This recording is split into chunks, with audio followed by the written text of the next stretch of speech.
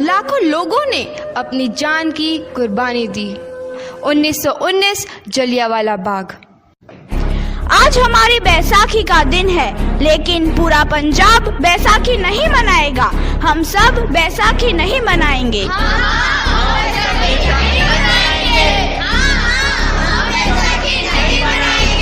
जब तक हम अंग्रेजों को भारत से बाहर नहीं निकाल देते, पूरा पंजाब बैसाखी नहीं मनाएगा।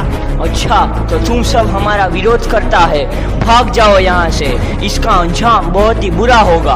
हम नहीं जाएंगे, तुम लोग जाओगे, हमें नहीं, तुमको भारत से भागना होगा। Soldiers fire!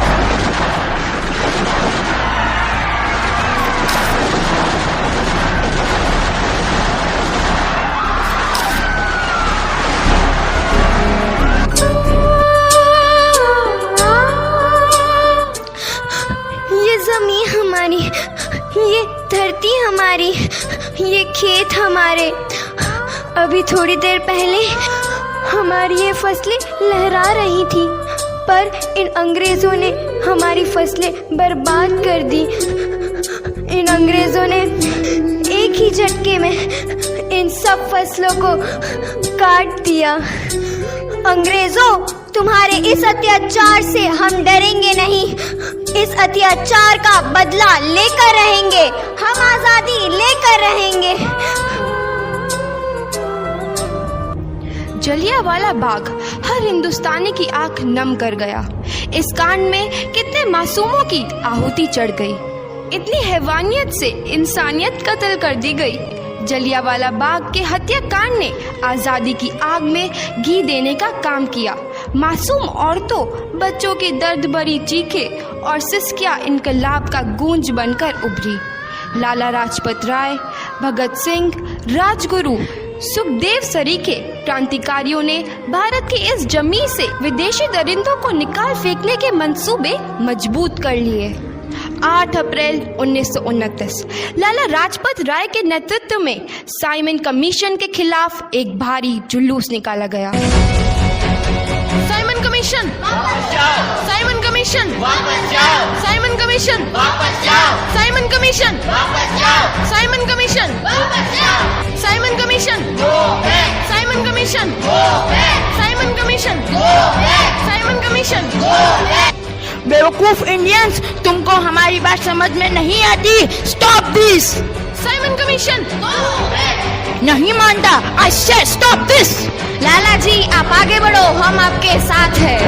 लाला जी, संघर्ष करो, हम आपके साथ हैं। लाला जी, संघर्ष करो, हम आपके साथ हैं। लाठी चार्ज करो!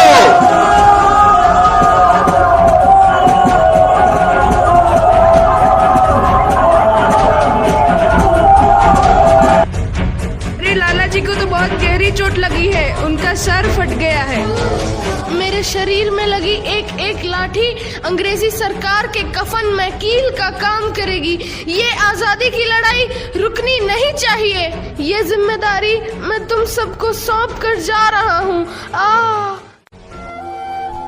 लाला लाजपत राय की दर्दनाक मौत के बाद भगत सिंह, सुखदेव, राजगुरु वतन के इन मतवालों के खून में ऐसा उबाल आया जिसका सामना करना अंग्रेजी सरकार के लिए मुश्किल हो गया। अंग्रेजों को करारा जवाब देने के लिए स्कॉट और सैंडर्स को मारने की रूपरेखा रची गई।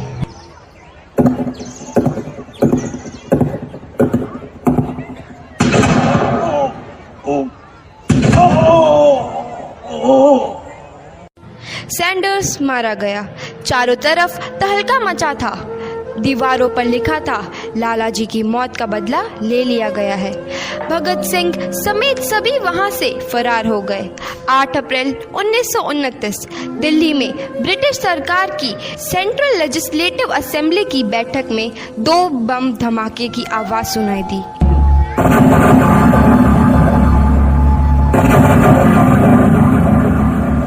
धमाकों ने अंग्रेजी हुकूमत को हिलाकर रख दिया। इस घटना को अंजाम देने वाले भगत सिंह, राजगुरु और सुखदेव ने अपने आप को अंग्रेजों के हवाले कर दिया। 1930 को अदालत ने अपना फैसला सुनाया। मुलजिम भगत सिंह, मुलजिम राजगुरु मुलजिम सुखदेव को दफ़ा 121 और दफ़ा 302 के तहत ये अदालत तीनों को मुजरिम करार देती है और इस गुस्ताखी के लिए ये अदालत इन तीनों को सजाए मौत की सजा सुनाती है।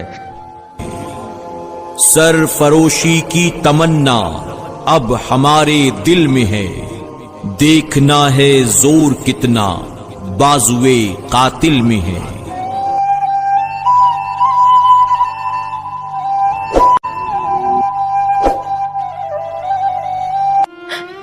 पुत्र की हाल है तेरा? मैं चंगा हूँ माँ, फिक्र करने की कोई गल नहीं। पुत्र, मेरा दिल तेरी तरह पत्थर दिल नहीं होगा। तेरी ये गला सुन के मेरा कलेजा फटे जा रहा है।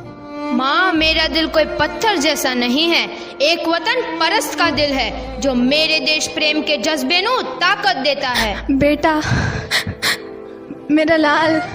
माँ, आज मेरी तपस्या पूरी होने जा रही है। जे तू रोई तो मैनू तकलीफ होइया। सोच, तेरा पुत्र आज शादी करने वास्ते जा रहा है। फर्क केवल इतना है, वो घोड़ी पर नहीं फांसी पर चढ़ने वास्ते जा रहा है। आज तू क्रांतिकारी की माँ है, कल तू एक शहीद की माँ होगी। माँ।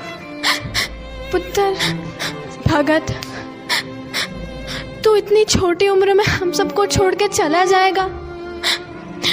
तूने जिंदगी में देखा ही क्या है पुत्र? मैंने अपनी माँ देखी है, जिसने मुझे एक ही बात बताई है कि बेटे, अपने देश के लिए एक बार मरना 100 बार जन्म लेने के बराबर होता है। अच्छा माँ, अब आशीर्वाद दे, आखिरी बार विदाई लेने का समय आ गया है। भगत, मेरे लाल।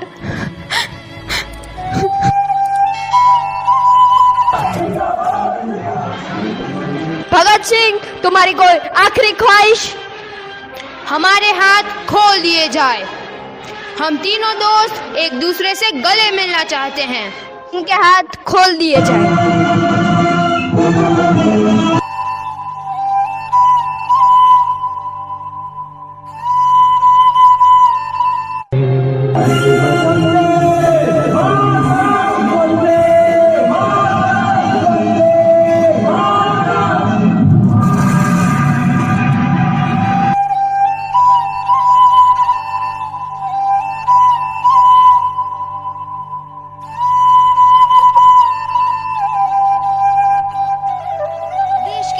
नौजवान के मन में आजादी की नई उमंग हिलोरे लेने लगी।